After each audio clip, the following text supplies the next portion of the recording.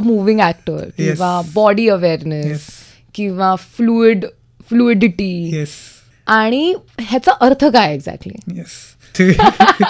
मला डायरेक्ट सतत हाच विचार करत होतो की कुठल्या गोष्टीमुळे आपण ट्रोल होऊ शकतो. क्या बात आहे यार, तू मला हे विचारलेस यातच मला इतका आनंद होतो आहे. कारण मी असे इतके छोटे छोटे आर्ट प्रोजेक्ट करत असतो आणि मला असं वाटतं यार काय चाललं आहे, ह्याचा काय फायदा आहे, ह्याचा काय उपयोग आहे. पण तू हे पाहिलंयस ह्याच्यामुळे मला खूप चांगलं वाटतंय. तुम्ही जेव्हा शरीराबरोबर काम करता तुम्ही खूप ग्राउंडेड असता, तुमची सेन्सिटिव्हिटी खूप वेगळ्या प्रकारची असते आणि मला समोर ती सेन्सिटिव्हिटी खूप अट्रॅक्ट करते. 98.2 मिर्चीवर माझं नाव आहे आरजे ज्ञानेश्वरी आणि आज एक असा आर्टिस्ट माझ्यासोबत आहे जो म्हणजे अनेक माध्यमातून तर आपल्या भेटीला आलेलाच आहे आतापर्यंत, बट मला फार ॲज अन आर्टिस्ट त्याच्याबद्दल फार क्युरिओसिटी, आणि this is literally the sole purpose की मी तुला इथे बोलवलंय. आणि thank you so much for agreeing. Abhay, welcome to Mirchi. Thank you so much. तू मला ॲक्टर न म्हणता आर्टिस्ट म्हणालेली आहेस. मला आर्टिस्ट ही व्याख्या किंवा कलाकार मराठीत बोलायचं झालं तर म्हणजे शक्य तेवढं मराठीत बोलायचा प्रयत्न करणार आहे मी. काही काही शब्द तर मी घरातनं रिव्हिजन करून आलेलो आहे, उजळणी करून आलेलो आहे. तर पण मला ॲक्च्युली जास्त आवडतं मला आर्टिस्ट म्हणलेलं ॲक्टरपेक्षा. अरे एनी टाईम. मला ऑफकोर्स सुरुवात करायच्या शांतीत क्रांतीपासून, बिकॉज खूप माझ्या डोक्यात तो विषय खूप फ्रेश आहे. एकतर मी बघितलं त्यातून पॉला आणि सारंग आले, त्यातून अनेक गोष्टी तिकडे कळल्या. असं माझं असं की all my conversation is happening around शांतीत क्रांती असं साधारण माझं झालेलं आहे. I am not going to ask you की अच्छा मग कुठून सुरू झालं, बिकॉज सगळ्यांना आतापर्यंत माहिती आहे, जर तुम्ही शांतीत क्रांतीचे इंटरव्ह्यूज बघितले असतील तर की इट स्टार्टेड विथ अभय. त्याच्या डोक्यात कॉन्सेप्ट होती, मग त्यांनी आणि अनुषानी ती डेव्हलप केली, मग सगळे हे सगळ्यांना माहिती आहे. मला विचारायचं आहे की या सीझनमध्ये तुला काय मिळालं इन दिस एंटायर प्रोसेस? एकतर पहिल्या सीझनमध्ये रायटिंगपासून तो शो ॲक्च्युली होण्यापर्यंत पूर्ण प्रक्रियेत मी खूप सहभागी होतो. तर त्याच्यामुळे तिथे पर्सनली टेन्शन थोडं जास्त वाटत होतं सगळ्या गोष्टींचं. यावेळेस सीझन 2च्या रायटिंग प्रोसेसमध्ये मी तेवढा इन्वॉल्व नव्हतो, त्याच्यामुळे मी ॲज अन ॲक्टर त्याच्यामध्ये डिरेक्टली आलेलो होतो. सो तसं दडपण थोडं कमी होतं आणि फ्रीडम खूप जास्त वाटत होतं. म्हणजे की मी फक्त ॲक्टर होतो तिकडे, मी रायटर नव्हतो किंवा ज्याची कॉन्सेप्ट आहे असं काही त्याच्यामध्ये इन्क्लुडेड नव्हतं. मी फक्त एक नट म्हणून तिथे होतो. आणि लकीली त्याच्या आधी मी 4 महिने मी 2 बॅक टू बॅक शोज करून आलेलो होतो. राईट. त्यामुळे मी अभिनयाच्या सरावात होतो. सो मला यावेळेस काम करताना खूप सहजता जाणवली स्वतःच्या कामामध्ये आणि आम्ही सगळेच खूप चांगल्या प्रकारे जेलअप झालेलो होतो. प्लस पहिला सीझन खूप चांगला झाला होता. त्याच्यानंतर सगळे परत एकत्र येणं, त्याच्यामुळे आय थिंक कामात पण ते यावेळेस आत्ता जास्त आलेलं आहे की त्याच्यामध्ये सहजता आहे खूप जास्त यावेळेसच्या कामात, असं मला वाटतंय.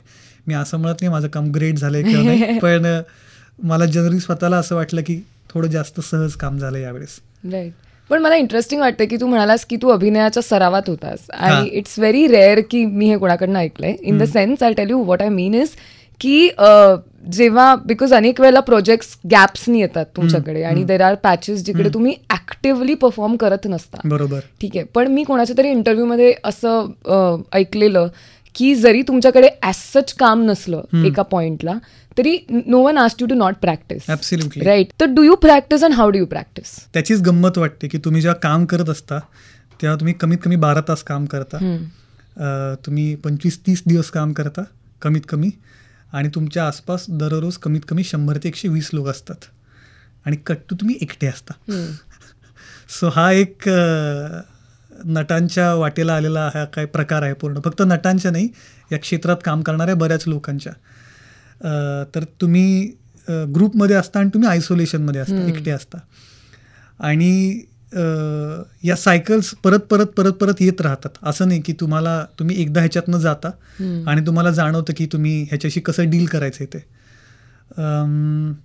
मला असं वाटतं की माझं पूर्ण बॉडी अवेअरनेस किंवा डान्सचं ट्रेनिंग आणि अभ्यास, इन अ वे अभ्यास म्हणजे की अभ्यास असं नाही तर इन जनरल कलाकार म्हणून तुम्ही बाकीच्यांची कामं पाहणं असणार, किंवा म्हणजे मला 2 प्रकारची कामं वाटतात. एक काम जे असतं ते स्वतःहून तुमच्याकडे येतं आणि एक काम ते असतं त्याच्याकडे तुम्ही जाता. सो जेव्हा माझ्याकडे दुसरीकडनं काम येत नसतं तर मला कुठल्या कामाच्या दिशेने जायचं आहे त्या दिशेने जायचा मी जास्तीत जास्त प्रयत्न करतो. मग ते शिक्षणाच्या प्रकारे असेल किंवा मला काही नवीन लिहायचं असेल, नवीन क्रिएट करायचं असेल, नाहीतर डोक्याला शॉट बसत राहतात तुमच्याकडे. म्हणजे आपल्याला तुम्ही एकटे असताना तुझा आवाज तुमच्या डोक्यात असतो किंवा तुम्हाला ऐकू येत असतो, तो बऱ्याचदा फार विचित्र असू शकतो. राईट. सो त्या प्रत्येकाचे त्याच्याशी डील करण्याच्या पद्धती वेगळ्या असतात. तर मी ह्या काही गोष्टी करून प्रयत्न करतो. शॉर्ट बसत असतात पण त्यातल्या त्यात थोडं सॅनिटी कशी जपता येते तशा ह्याच्यानी असं काय काय करतो.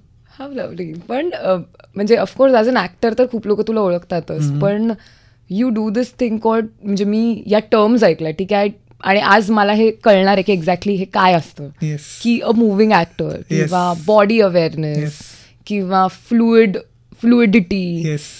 तर ह्या सगळ्याकडे पहिल्यांदा तर हाऊ डिड इट स्टार्ट आणि ह्याचा अर्थ काय एक्झॅक्टली? येस, मला ॲक्च्युली गंमत तीच वाटते की मी जे काम करतोय ना, तर माझे इतके विविध ग्रुप आहेत ज्यांच्याबरोबर मी काम करतोय, तर माझ्या कुठल्याच ग्रुपला माझ्या नेमकं अख्खं कामाचा आवाका काय हे माहीतच नाही आहे. की प्रत्येकाला थोडं थोडंच माहिती आहे. म्हणजे माझ्या सिनेमामध्ये मी किंवा वेब सिरीजमध्ये असताना ज्यांच्या आसपास असतो त्यांना माहिती नाही की मी नाटक, डान्स आणि टीचिंग या लेवलवरती काय काय करत असतो.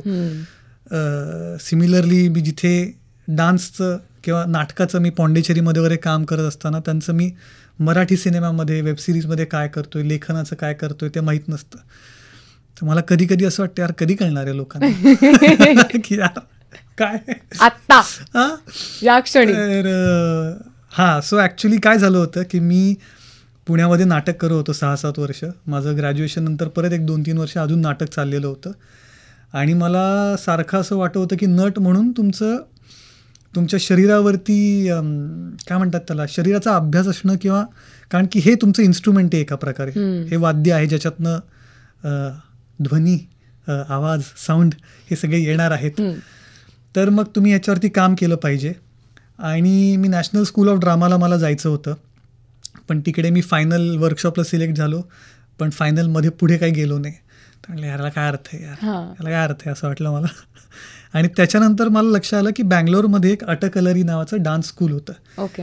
जे भारतातलं त्यावेळेचं एकमेव डान्स स्कूल होतं आणि ते कंटेम्पररी डान्स स्कूल आहे. ओके. तर मी तिकडे जनरल अप्लाय केलं. म्हणजे मी थोडं कलरी पयट नावाचा एक केरळचा मार्शल आर्ट असतो, त्याचं मी 1-2 आठवड्याचं वर्कशॉप केलेलं होतं असंच मध्येच. आणि मी तिकडे अप्लाय केलं. मी अप्लाय केलं ऑडिशनला, त्यांनी मला काय काय करायला लावलं ते मी केलं. मी सिलेक्ट झालो आणि मला 10 सप्टेंबरला जायचं होतं आणि माझं 1 सप्टेंबरपर्यंत ठरतच नव्हतं की जायचंय का नाही जायचंय ते. अच्छा, हे कोणत्या वर्षीचं सांगतोयस तू? हे आहे 2013. Oh my God. 2013 ऑलमोस्ट 8 ते 10 वर्ष आली. 23 मध्ये 2012 ॲक्च्युली 12मध्ये. आणि माझ्या आसपास तेव्हा नाटक करणारे बरेच लोक होते, त्यांना मी सांगत होतो अरे मी एका अशा डान्स स्कूलला सिलेक्ट झालेलो आहे. तर ते म्हणले डान्स स्कूल म्हणजे काय होतं तिथे? तर म्हणलं त्यांचं 10 ते 12 तासाचं डान्सचं ट्रेनिंग असतं. ते म्हणतात अच्छा, आणि ॲक्टर जातात का तिकडे? म्हणलं नाही. ते म्हणले तू डान्स करतो का इकडे खूप? म्हणलं नाही. ते म्हणले मग तू का जातोय? आणि तोवर माझे 3-4 सिनेमे करून झालेले होते आणि बऱ्याच नाटकांमध्ये काम झालेलं होतं करून. तर अशी एक आसपास परिस्थिती होती की अरे तू वेडा आहे का? ॲक्टर एकदा बाजूला गेला की गेला, तो लक्षात राहत नाही कोणाच्या. तुम्हाला कॉन्स्टंटली तिथं राहावं लागतं, सतत डोळ्यात समोर राहावं लागतं, नाहीतर तुम्हाला काम नाही मिळत. आणि खूप खूप जवळच्या आणि खूप इन्फ्लुएन्शियल लोकांनी मला सांगितलं होतं की हे करून काय होणार आहे तुझं. आणि मला कळतच नव्हतं काय करायचे ते. आणि 3-4 सप्टेंबरला आमच्या नाटकाचे प्रयोग होते आणि मला होतं की अरे आता ठरवायला लागणार आहे मला की मी जाणार आहे का नाही जाणार आहे ते. आणि मग मी मित्रांना सांगून टाकलं की माझ्या घरी पार्टी आहे, मी चाललो आहे. म्हणजे मी ती पार्टी देण्याच्या, म्हणजे की मला असं वाटतं मी ते सांगितलं 50 लोकांना, पार्टीला घरी बोलवलं की मला कंपल्सरी जावं लागेल. ओके. असं म्हणून, कारण मला एक असं वाटत होतं की ती गोष्ट खूप फिअर क्रिएट करत होती. ते अशा प्रकारची भीती क्रिएट करत होतं की अरे हे केल्यानंतर तर तुला कामच मिळणार नाही. आणि मला असं वाटतं यार मला ही भीती नको आहे. म्हणजे काहीतरी नवीन करताना स्पेशली. नाही, नवीन करताना पण नाही, मला ही भीतीच नको आहे की मला काहीतरी करायचंय आणि अशी भीती मनात बसते की मला काम मिळणार नाही म्हणून मी हे करायचं नाही. तर म्हटलं नाही अशी भीती नाही वाटली पाहिजे असं म्हणून मग मी गेलो तिकडे. आणि गेल्यानंतर पहिले 2 महिने जे भीषण होते की पहिल्या दिवशीच मी जेव्हा क्लासला गेलेलो होतो तर असे काही लोक 8-8 वर्ष डान्स करणारे होते, काही डान्स इंडिया डान्समध्ये पार्टिसिपेट करून तिथे आलेले होते. बापरे. असे प्रॉपर डान्सर्स तिकडे होते. आणि मी सांगायचो की I have come to study here but basically I am an actor. असं मी सांगत होतो की मी डान्सर नाहीच आहे, त्यामुळे मी चांगला डान्स करत नसलो तर तुम्ही मला एक्सपेक्ट करू नका असं मी करत होतो. आणि अवघड होतं कारण 10 ते 11 तासांचं ट्रेनिंग होतं दररोज आणि फिजिकली खूप खूप जास्त डिमांडिंग होतं. बट आणि एकटं खूप काळ, कारण कसं होतं की आमचा नाटक कंपनी नावाचा ग्रुप तोवर ऑलरेडी फॉर्म झालेला होता. 7-8 वर्ष आम्ही खूप एकत्र काम केलं होतं, त्यामुळे आयडेंटिटी तुमची तुमच्या ग्रुप बरोबर होते. राईट. आणि सडनली तुम्ही तुमच्या ग्रुपपासून वेगळे टाकले जाता, जिकडे त्या शहरामध्ये तुम्ही नट म्हणून तुमची ओळखच नाही आहे. मग नेमकी तुमची ओळख काय आहे अशा ह्याच्यातनं ते पूर्ण, प्लस तुमचं शरीर काही फार तशा प्रकारे मूव्ह करत नाही की लोक तुम्हाला सिरियसली घेतील. So it was a little difficult time. 3-1 महिन्यानंतर body started reacting drastically well. आणि मग वर्षभरानंतर body was moving completely differently. म्हणजे की मोस्ट ऑफ टीचर्सनी मला हे सांगितलं होतं की ॲज अ डान्सर तू करिअर किंवा कोरिओग्राफर तू करिअर परस्यू करू शकतोस यापुढे तुला हवं तर. आणि बेसिकली ते 1 वर्ष मी अभिनयाचं काहीच काम केलं नाही. पण मी तिकडनं 1 वर्षांत परत आलो तेव्हा मी आधीपेक्षा बराच चांगला अभिनेता झालेलो होतो, अभिनयाचं प्रशिक्षण न घेता. आणि मग त्याच्यातनं मग पुढे मला ते काही त्याच्यामध्ये जे काही शिकायला मिळालं, मला ते वाटतं की अरे नटांकरता किंवा नट पण सोडून द्या, जे कोण इन जनरल माणसं आहेत ज्यांना शरीराचं भान नाही आहे फारसं, त्या सगळ्यांना यातल्या काय गोष्टी कशा पोहोचवता येऊ शकतात. आणि मग गेले 10 वर्ष माझा तो रिसर्च किंवा त्याच्या प्रकारचा अभ्यास हा चालूच आहे. तर मग तिकडनंच बॉडी अवेअरनेस वर्कशॉप किंवा मूव्हिंग ॲक्टर ही एक म्हणजे मी हे म्हणू शकतो की ही टर्म मी कॉईन केलेली आहे आत्ता तरी. मला माहिती नाही की ही टर्म कोणी वापरताना, की म्हणजे ते असं झालं एका पॉईंटला की how do I define myself, do I define myself as an actor or a dancer, but I define myself as a moving actor now. So तसं करत ते काय तिथेपर्यंत आलेलं आहे. वाव. पण ॲक्च्युली म्हणजे for me you are that person जो मला नेहमीच वेगवेगळ्या लोकांसोबत वेगवेगळी वर्कशॉप्स करताना दिसतो, राईट. आणि I tell you as a person I am in a way very apprehensive about that, in the sense की मला असं होतं की यार कंटिन्युअसली एका नवीनच ग्रुप सोबत जेल होणं is so effortful at some point in time. मला तुला विचारायचं की how do you manage this? नाही, मला ॲक्च्युली एकीकडे ऑफकोर्स स्वतःचं नाव तयार व्हावं असं खूप वाटत असतं, म्हणजे फेम आणि आयडेंटिटी आणि खूप लोकांनी आपलं काम पाहावं हे वाटत असतं. तर तसं मला वाटतंच. पण त्या पलीकडे मला म्हणजे जे मला जिथे अजिबातच ओळखत नाहीत, ज्यांना माझ्याबद्दल म्हणजे की काहीच माहिती नाही आहे, अशा ठिकाणी जाऊन माझं टॅलेंट टेस्ट करायला मला खूप आवडतं. ओके. की वाव, यांना काय वाटतंय आपल्या कामाविषयी. कारण एका पॉईंट नंतर आपल्या आसपासच्या लोकांमध्ये एक इमेज पण तयार होत जाते आणि आपल्या आसपासचे लोक ती इमेज तुम्हाला तोडू देत नाहीत किंवा ते तुम्हाला नवीन प्रकारे स्वीकारायला तयार नसतात. आणि मग तुम्हाला वाटायला लागतं की अरे तुम्हाला तेच करावं लागणार, तुमच्याकडे पर्याय नाही आहे. तर मी जेव्हा नवीन ठिकाणी जातो, म्हणजे आता मी जेव्हा बँगलोरमध्ये काम करत होतो तेव्हा मी पुण्यातनं आलेला ॲक्टर असं एक होतं, पण त्यांना पुण्यातले ॲक्टर म्हणजे काय फारसे माहिती नव्हते. मग ऑटोमॅटिकली नवीन आयडेंटिटी तयार होते. म्हणजे पॉंडिचेरीमध्ये काम करताना अरे हा डान्स ट्रेंड ॲक्टर आहे जो ह्याच्यात काम करतो. मग ते तुम्ही प्रत्येक ठिकाणी वेगळी आयडेंटिटी घेऊन जाता आणि लोक पण वेगळ्या वेगळ्या प्रकारे रिसीव्ह करायला तयार असतात. आणि म्हणजे ते खूप डिस्कम्फर्ट तयार करतं, राईट. म्हणजे पहिल्या काही दिवसांमध्ये तुम्हाला डिप्रेसिंग वाटतं की अरे मी कधी एवढं सगळं सोडून मी का आलेलो इकडे. पण it is very very rewarding. म्हणजे मला ॲक्च्युली त्याची खूप किक बसते की तुम्हाला पहिल्यांदा, मला गंमत तीच वाटते की पहिले 10 दिवसांचं जरी वर्कशॉप असेल तरी तुम्ही स्वतःशी पहिल्या 1-2 दिवसामध्ये काय संवाद साधत असता आणि 10व्या दिवशी तो कसा बदलतो. आणि तुम्ही नवीन प्रकारे बघता, दुसऱ्यांच्या नजरेतनं स्वतःला बघता आणि जिकडे आयडेंटिटीज वेगळ्या असतात, जिओग्राफिकल बाउंड्रीजमधनं वेगळ्या प्रकारे आलेल्या असतात आणि तुम्हाला वेगळ्या भाषेत एक्सप्रेस करावं लागतं स्वतःला, शरीराची असेल किंवा कुठल्याही प्रकारे. म्हणजे मी पॉंडिचेरीमध्ये काम करत होतो तेव्हा माझा अख्खा ग्रुप तमिळ होता आणि मी एकटा मराठी होतो त्या अर्थाने. आणि त्यांना इंग्लिश पण फारसं नीट यायचं नाही, हिंदी पण फारसं यायचं नाही. आणि असे ग्रुप बऱ्याचदा जमायचे की ते 12 लोक मिळून तमिळमध्ये बोलतात आणि मी तिथे असायचो की आणि मला जेन्युअनली म्हणजे पहिल्यांदा मला वाटायचं अरे हे मला इन्क्लूड का करत नाही आहेत. पण नंतर मला I found my way to be there की काय कशा प्रकारे करायचं आहे अशा ह्याच्यानी. सो म्हणजे मला वेगळ्या वातावरणात राहायला आणि वेगळ्या इन्फ्लुएन्सेसमुळे इन्फ्लुएन्स व्हायला खूप जास्त आवडतं तशा प्रकारे. इंटरेस्टिंग. मला सांग, कधी कधी म्हणजे जनरली आपण म्हणतो ना की आपलं जे बालपण आहे आणि आपण the way you have born and brought up that defines you आणि वा ते तर खूपच अमेझिंग असलं पाहिजे आणि ते फार महत्त्वाचं आहे. पण at times I also feel की कधी कधी the way you are born and brought up also kind of restricts you at many places. बरोबर. Did that create any boundaries for you जेव्हा तू हे सगळं एक्सप्लोर करत होतास? Did you notice any boundaries? एकतर म्हणजे की माझा जन्म पुण्यातला नाहीये, माझी आई तुळजापूरची आहे आणि वडील बीडचे आहेत. अरे बापरे. ओके. तर पूर्ण मराठवाड्यातलं माझं आजोळ दोन्ही साईडला आहे. आणि मी 4 वर्षाचा असताना आम्ही पुण्यामध्ये आलेलो होतो, त्यामुळे आमचे पुण्यात नातेवाईक कोणीच नव्हते. सो म्हणजे पहिला बराच काळ माझ्याकरता मी पुण्यामध्ये फिट बसत नाही याच्यातच गेलेला होता की आणि माझ्या घरामध्ये तशा प्रकारे कला जोपासणारं कोण नव्हतं. म्हणजे की आर्टिस्टिक टॅलेंट असणारे खूप लोक होते पण कला तशा प्रकारे जोपासणारे लोक नव्हते. आणि किंवा वाचन वगैरे ह्याचं फार काही घरामध्ये वातावरण नव्हतं की वडीलही पुस्तकच वाचत बसले असं काहीच वातावरण, आयडियल कंडिशन, अशा काहीच वातावरण घरात नव्हतं.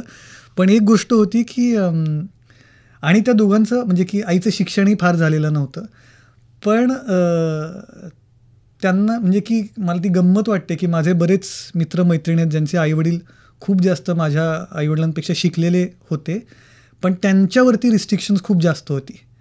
मला 2 मोठ्या बहिणी होत्या आहेत म्हणजे, आणि पण तरीसुद्धा आमच्याकडे माझ्या बहिणी पण 8वी-9वीमध्ये असताना नाईट आउट्सला जायच्या किंवा हे खूप छोट्या छोट्या गोष्टी वाटत असतील पण ते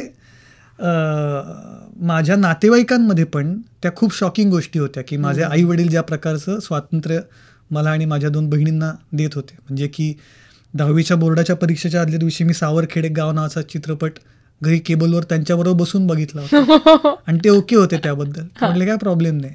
वाव. सो एक मला म्हणजे की एका प्रकारे असंही बघता येऊ शकतं की त्यांनी काय प्रोत्साहन दिलं किंवा त्यांनी काय मदत केली, म्हणजे तर त्यांनी थांबवलं नाही आणि ही इटसेल्फ खूप मोठी मदत आहे. म्हणजे मला कुठल्याच प्रकारे हा कधीच मला स्ट्रेसच नव्हता किंवा ती फाईटच नव्हती की परीक्षेच्या आदल्या दिवशी काहीतरी हे आहे, केबल बंद करणे वगैरे हे सगळे प्रकार काहीच नाही.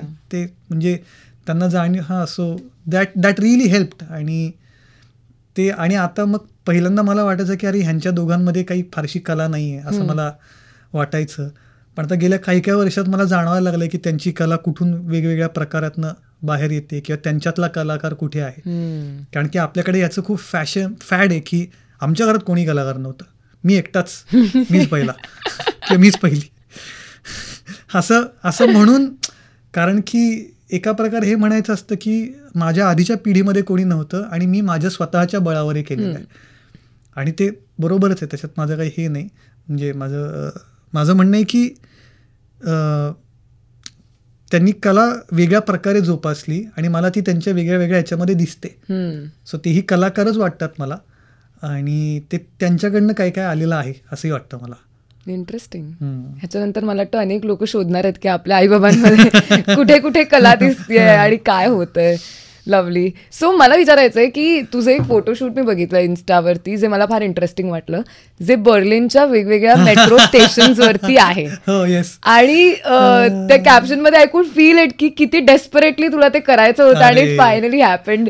Please tell me about it. क्या बात आहे यार, तुम्हाला हे विचारलेस यातच मला इतका आनंद मिळतो आहे. कारण मी असे इतके छोटे छोटे आर्ट प्रोजेक्ट करत असतो आणि मला असं वाटतं यार काय चाललंय, ह्याचा काय फायदा आहे, ह्याचा काय उपयोग आहे. पण तू हे पाहिलंयस ह्याच्यामुळे मला खूप चांगलं वाटतंय. सो मी 2021 पहिल्यांदा बर्लिनला गेलेलो होतो. आम्ही फ्रान्समध्ये आमच्या नाटकाचे प्रयोग करायला गेलो होतो पॉंडिचेरीच्या, आणि त्याच्यानंतर एक आठवडा सुट्टी होती आणि मला खूप डेस्परेटली बर्लिनला जायचं होतं. एवढं मोठं ऐतिहासिक शहर आहे आणि कल्चरली सांस्कृतिक राजधानी जगाची ज्याला म्हटली जाते, तर तिथे जायचं होतं. आणि मी तिकडे गेल्यानंतर मला वाटत होतं अरे इकडचं प्रत्येक जे मेट्रो स्टेशन आहे त्याच्या टाईल्सच वेगळ्या आहेत काय काय रंगाच्या. आणि यावेळेस परत आल्यानंतर मला आत्ता मी परत एक महिना गेलो होतो डान्सच्या ट्रेनिंगसाठी तिथे, आणि मी ते बघितलं आणि मला वाटलं यार इथे फोटोज काढायचे, इथे काहीतरी करायचं आहे. सो मी 2-3 बर्लिनमधल्या फोटोग्राफर्सला बोलवलं होतो, त्यांना पैसे हवे होते. म्हटलं यार तुम्ही युरोजमध्ये पैसे मागता कसं करणार आहे. मग तिथे माझी एक डान्सर मैत्रीण होती, तर आम्ही दोघांनी 3 तासामध्ये आम्ही साधारण 15 ते 17 वेगळ्या वेगळ्या स्टेशन्सवरती गेलो. आणि तिथे आम्हाला म्हणजे आम्ही ट्रेनमध्ये बसून पुढचं स्टेशन जिथेपर्यंत जात राहील, जिथेपर्यंत बॅकग्राऊंड मिळत आहेत तिथेपर्यंत जाऊन आम्ही वेगळ्या वेगळ्या बॅकग्राऊंड शोधल्या, त्याच्यावरती फोटोज काढले. आणि हां म्हणजे it's as simple as that. ते 3 तासाचं होतं, पण म्हणजे त्याची गंमत अशीही वाटत होती की मी बऱ्याचदा म्हणजे मी फक्त अभिनेता आहे, जसं मी तुला पहिल्यांदा म्हटलं तू आर्टिस्ट म्हणल्यामुळे की मी अभिनेता आहे म्हटल्यानंतर ते खूप माझ्या आयडेंटिटीला रेस्ट्रिक्ट करतं.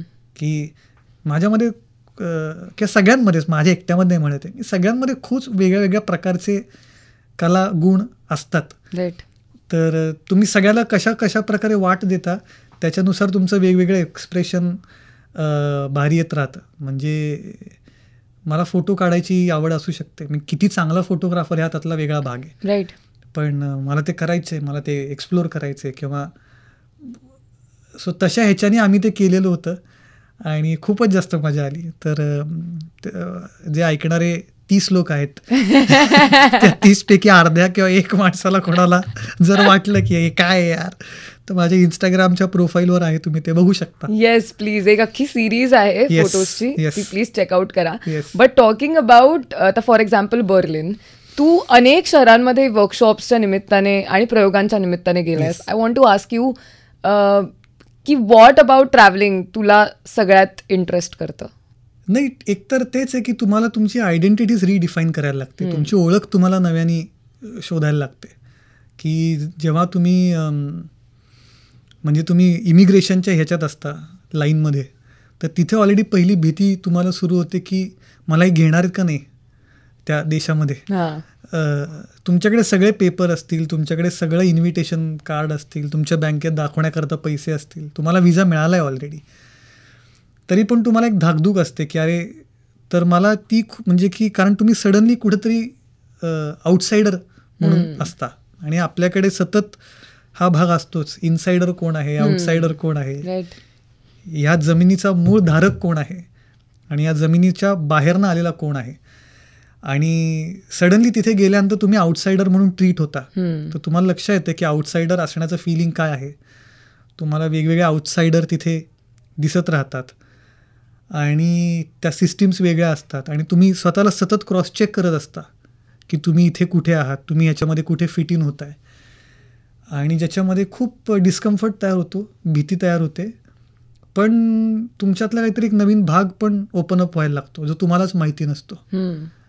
म्हणजे जसं आपण काही मित्रांना मैत्रिणींना भेटल्यानंतर एका विशिष्ट प्रकारचे कॉन्व्हर्सेशन्स होतात, ते त्यांनाच भेटल्यावरती होतात किंवा त्याच लोकांना भेटल्यानंतर ते इन्स्पायर आपण एका प्रकारे होतो.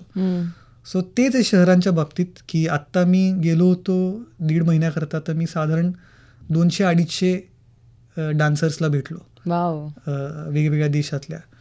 आणि तिथे मी कोणाला सांगायचंच बसत नव्हतं की मी ॲक्टर आहे. ते त्यांना हळूहळू इंस्टाग्रामवरनं वगैरे कळत होतं की अरे हा ॲक्टर आहे अशा ह्याच्यानी. पण ते कधी कधी त्याची मला गंमत वाटते की त्यांना न सांगणं की मी ॲक्टर आहे, मी सांगितलंच नाही तर how do they perceive me.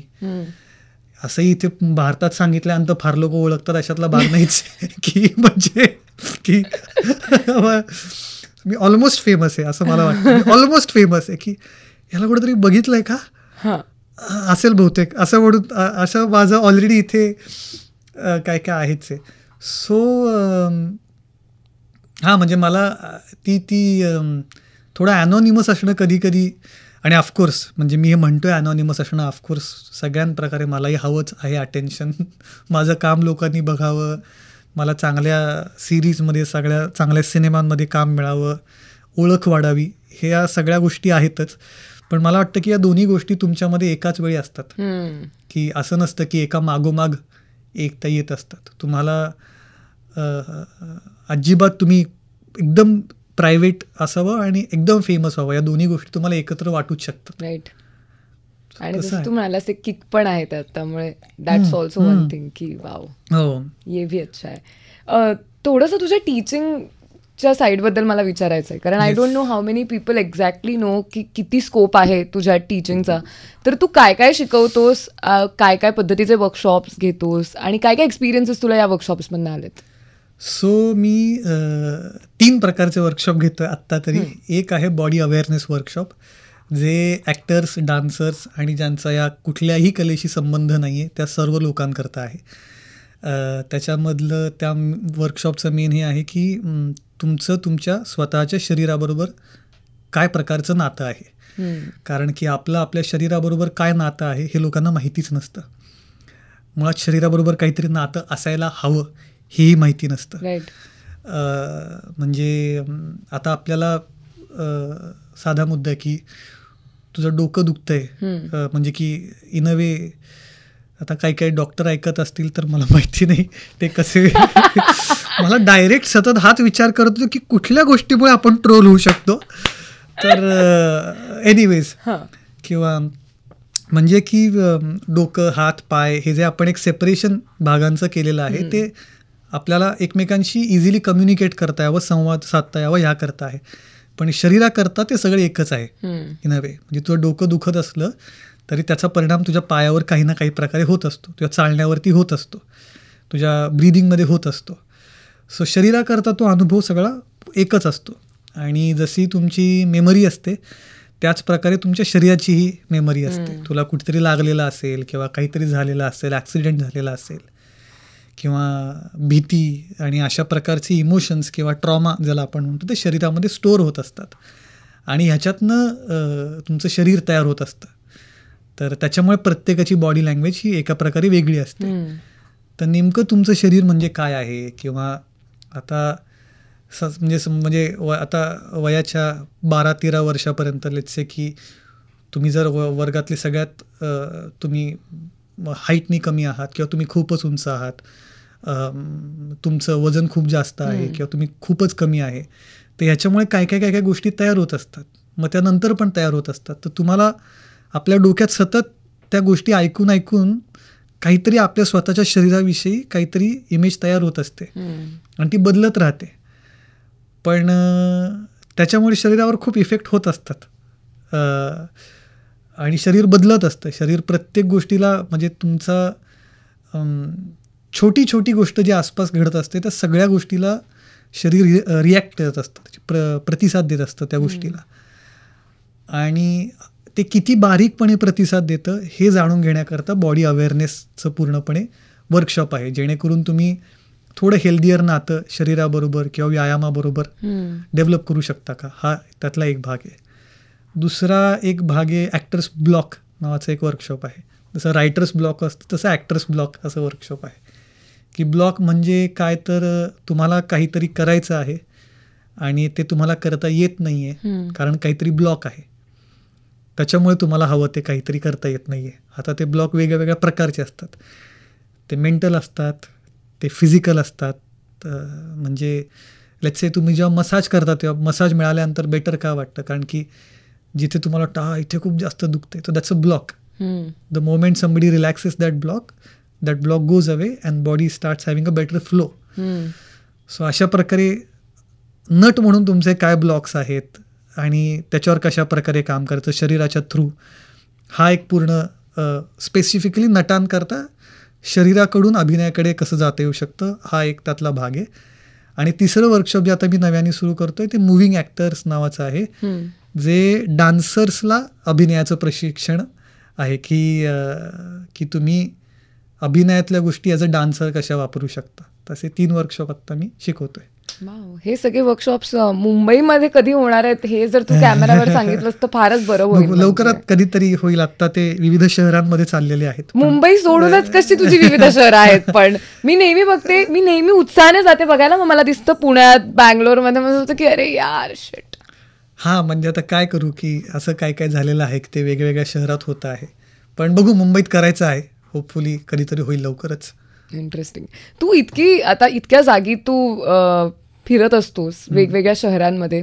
If I ask you, असं कोणतं शहर आहे जे तुला खूप खूप अनसेटलिंग एक्सपिरियन्स देतं? मुंबई. व्हॉट? वाय? मुंबई सगळ्यात अनसेटलिंग शहर वाटतं मला. म्हणजे की मला वाटतं की मुंबईमध्ये कलाकाराची किंवा कुठल्याही माणसाची व्हॅल्यू जी आहे ती खूप विचित्र प्रकारे तपासली जाते. म्हणजे एकीकडे मुंबईत तुमच्या कामाचा मोबदला म्हणून जे पैसे तुम्हाला मिळतात तसे पैसे तुम्हाला कुठल्याही इतर शहरात मिळू शकत नाहीत.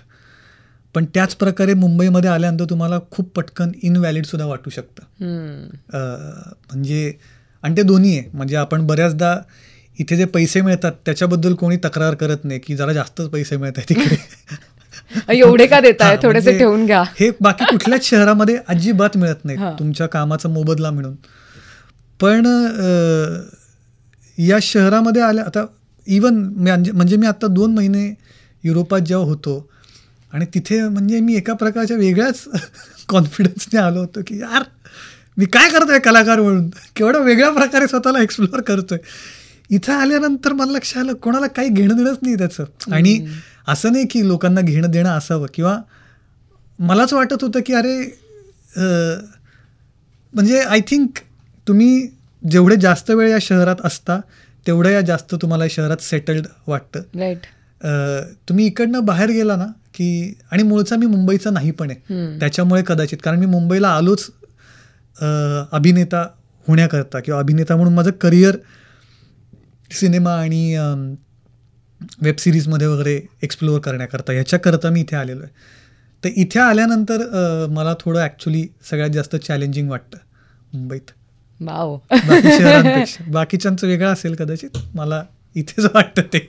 आणि मला तर माझं उलट आहे, because of course I am born and brought up here. तर मला या पेसची इतकी सवय आहे की मी कुठेही गेले आणि गोष्टी स्लो असतील ना आजूबाजूला, तर after a day or two मला प्रचंड कसं तरी व्हायला लागतं आणि मला खूप अस्वस्थ वाटतं. आणि मला असं वाटतं की थोडासा केऑस क्रिएट करा माझ्या आजूबाजूला, so that I will feel like okay this is normal. म्हणजे माणसं अशी शांत आहेत, सगळ्यांचं आरामात चाललंय, रस्त्यावरती मला अजिबातच गर्दी दिसत नाहीये. हे व्हिज्युअल्सच मला इतके I feel so very depressing यार. तर माझं घरी खूप भांडण होतं याच्यावर की I am the worst person to travel with most of the times, कारण मला इतकं इरिटेटिंग व्हायला लागतं एका पॉईंट नंतर. म्हणजे पुण्यानंतर वगैरे असं मी जात असेल रस्त्यावरनं आणि आय जस्ट कांट. तू कुठे राहतेस मुंबईत? दादर. अच्छा, मग काय बोलणार की तू इतकी मुंबई म्हणजे तुझ्या आधी गिरगाव होतं रे. अरे सो इट्स रिअली डिफिकल्ट. तुझ्या डीएनए मध्ये मुंबई लिहिलेलं आहे. डीएनए मध्ये मुंबई लिहिले. That's the problem probably. अच्छा, मला सांग, आपण वेगवेगळ्या वर्कशॉप्स बद्दल बोललो, तुझ्या बॉडी मुवमेंट बद्दल बोललो. I also have to talk about Diya, because she also I found out की ती सुद्धा या सगळ्यामध्ये इन्व्हॉल्ड आहे आणि she also is a practitioner of all this. मलाही विचारायचं, how is it to be with an artist? Diya एकतर माझी बायको आहे, जस्ट इन केस. आणि नाही तिचं आणि माझं कम्पॅरिझन होऊ शकत नाही, कारण की ती खूपच जास्त चांगली डान्सर आहे. Okay, so she started with dance. She is one of the leading contemporary dancers of the country. Lovely. आणि according to me one of the, म्हणजे ती आत्ता तिचं 15 change makers of the country त्याच्यामध्ये डान्समध्ये शी इज नॉमिनेटेड आणि she mention this year. How lovely. Incredible dancer. Artist बरोबर असण्याचं काय की एकतर तुम्ही दोघंही अति सेन्सिटिव्ह असता, हा पहिला भाग आहे. त्याच्यानंतर आम्ही आमचं प्रेमाचं नातं आणि आमचं लग्न दोन्ही आम्ही लॉंग डिस्टन्समध्येच आहोत. अच्छा. कारण तिचं पूर्ण काम बँगलोरमध्ये आहे, माझं मुंबईमध्ये आत्ता आहे. आणि मी तिच्या आयुष्यात येण्याच्या आधीपासून कला तिच्या आयुष्यात आहे, डान्स तिच्या आयुष्यात आहे. राईट. सो तिचं डान्सबरोबरचं नातं माझ्यापेक्षा खूप जुनं आहे. तर त्याच्यामुळे ते सोडून तिला इथे येणं म्हणजे मी पण म्हणू शकत नाही की तू ते सगळं सोडून ये, जे काय आहे ते. अशा याच्यानी खूप इन्स्पायरिंग आहे. मला असं वाटतं की डान्सर्स जे असतात ते ॲक्टर्सपेक्षा खूप जास्त हार्डवर्किंग असतात. मी असं म्हणत नाही की नटांचं काम सोपं असतं. दोन्ही कामं वेगवेगळी म्हणजे वेगळ्या वेगळ्या त्याचे स्ट्रेस आहेत. पण म्हणजे की तुमचं परफॉर्मन्स असो नसो, डान्सर्स रोज ट्रेन करत राहतात. आणि स्पेशली दिया हुज सच अ प्रोलिफिक डान्सर, म्हणजे कमीत कमी 4 ते 6 तासाचं ट्रेनिंग इज देअर. म्हणजे आम्ही लग्नानंतर फिरायला गेलो होतो 4 दिवसांकरता, त्यातला 2 तास तिचं योगा आणि हे सगळं चाललेलं असायचं. सो मला वाटायचं काय यार, हे काय आपल्याला आपण एकतर लॉंग डिस्टन्समध्ये त्याच्यामध्ये आल्यानंतर हे काय चाललेलं आहे. बट देन आय रिअलाइज की this is what makes a good dancer on the stage. आणि म्हणजे की सो ॲब्सल्युटली इन्स्पायरिंग. आणि प्लस परत तेच आहे की नट बऱ्याचदा हवेत असतात. नट बऱ्याचदा कॉन्सेप्च्युअल गोष्टींमध्ये असतात. हे करेंगे वो करेंगे, हां ऐसा होता है, हां.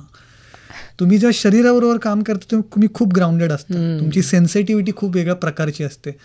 आणि मला समहाव ती सेन्सिटिव्हिटी खूप अट्रॅक्ट करते. त्याच्याचमुळे मी गेल्या काही काळामध्ये डान्स म्हणजे ऑफकोर्स माझं अभिनयाचं काम तेवढंच जोरात चाललेलं आहे. असं नाही की मी अभिनय सोडलेला आहे. पण शरीराबरोबर काम करण्यानी जी एक सेन्सिटिव्हिटी आणि जो ग्राउंडेडपणा येतो तर तो खूप इन्स्पायरिंग आहे. आणि तुमच्या घरातच इन्स्पिरेशन आहे. म्हणजे तुम्ही जस्ट तिला जनरल काहीतरी करताना बसलेलं जरी बघितलं तरी वाटतं यार काय पोश्चर आहे, तुम्ही जरा नीट बसा. एक ग्रेस बाय डिफॉल्ट. हा, आणि तो म्हणजे परत तेच आहे की तो ग्रेस जो आहे तो 20 वर्ष रोज 6-7 तास काम केल्यातनं येणारा ग्रेस आहे. ते असं नाही आहे की काय फ्लेक्सिबिलिटी आहे काय, असं नाही आहे. ती खूप बारीक मेहनत आहे. आणि मग म्हणजे चांगल्या कलाकाराचं काम खूप फाईन असतं, बारीक असतं ते. तर त्या बारकाव्यामध्ये खरं तर तो कलाकार दिसत असतो, नाहीतर बाकी वरवरचे कलाकार खूप दिसत असतात. तर माझी इच्छा तीच आहे की आपण थोडं फाईन कलाकार व्हावं आयुष्यात. तर त्याकरता अशा प्रकारची मेहनत आणि अशा प्रकारच्या कलाकारांच्या आसपास असणं खूप जास्त गरजेचं आहे की ते तुम्हाला इन्स्पायर करतील तशा प्रकारे. सो तशा प्रकारे घरीच ते इन्स्पिरेशन आहे. ओके, लास्ट 1-2 प्रश्न मला विचारायचे आहेत. एक तर I have to talk about this film ज्याचं नाव आहे त्रिज्या, ज्याचं रिसेंटली मुंबईत स्क्रीनिंग सुद्धा झालेलं. आणि वी आर होपिंग की अजून अधिक वेळा त्याचं स्क्रीनिंग वेगवेगळ्या ठिकाणी व्हावं. मला सांग त्रिज्याबद्दल anything to all the people जे आत्ता बघतायत, ज्यांनी मे बी ही फिल्म नाही पाहिली आत्तापर्यंत. थोडंसं सांग अबाउट त्रिज्या, काय कॉन्सेप्ट फिल्मचा आहे, तुला या फिल्मनी काय दिलंय, काय इन्स्पायर केलंय? त्रिज्या माझ्या मते माझं आत्तापर्यंत सर्वात चांगलं काम आहे. आमच्याही मते हे तुझं बेस्ट काम आहे. आणि म्हणजे माझं असं चांगलं कामातून माझं बेस्ट काम झालंच नाही आहे, कारण ते अजून येणार आहे. हा माझं उत्तर नाही आहे. किंवा मी म्हणतो आत्तापर्यंत जे झाले त्याच्यामध्ये सगळ्यात चांगलं काम आहे असं माझं म्हणणं आहे. आणि त्रिज्या अक्षय इंडिकर नावाचा दिग्दर्शक आहे, त्याचा सिनेमा आहे मराठी. मुबी नावाचा एक प्लॅटफॉर्म आहे. मुबी म्हणजे काय असा अनेक लोकांना प्रश्न पडेल. तर की नेटफ्लिक्स, ॲमेझॉन असे वेगवेगळे प्लॅटफॉर्म आहेत. त्याचप्रमाणे मुबी नावाचा एक प्लॅटफॉर्म आहे, त्याच्यावरती युरोपातले जगभरातले खूप जास्त चांगले चांगले सिनेमे, ही खरं तर खूप मानाची आणि प्रतिष्ठेची गोष्ट समजली जाऊ शकते, पण लोकांना मुबीच माहिती नाही आहे, त्याच्यामुळे त्याला प्रतिष्ठाच मिळत नाही आहे. सो त्याच्यावरती हा सिनेमा आहे त्रिज्या. अवधूत नावाचा एक मुलगा असतो जो पत्रकार असतो, छोट्या गावातनं शहरात आलेला आहे शिकायला. आणि शहरात म्हणजे की काम करतो आहे पत्रकार म्हणून. आणि शहरात आल्यानंतर त्याला शहरात